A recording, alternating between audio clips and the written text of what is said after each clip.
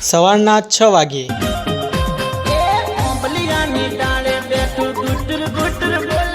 આ big boss વાળા રોજ હવારમાં હું યાર ગીતો વગેરેનું પકડ દેતા હી. હા એ મારો ભોજ એને કોક હમ જાવ કે તમારું ડો હાનગઢ નહીં તે 9 વાગ્યા સુધી પર રહેવાનું. મારા બાપની બહુ ઉઠતાનો જ જણાઈ જી. આ બે કુ તરેણી ઓન નોમનું હવારમાં ચાલુ થઈ ગયું. એ જાબારા ખોબારા ભરીને ભાવનગર એ મેગીલા ઓયકણે બીરીક બુધાલાલ મલ હે ખરી. એ લહણ હોય બીરીક બુધાલાલ ના મલ દિયોર હોય તારા ઘર મને બેઠો આ બિગ બોસ નું ઘર છે. લે હા હુરી ના વગર તો મને પ્રેશર જ નહીં આવે. આ તો તાય બેહો તમારા બધા મૂટી આવતી.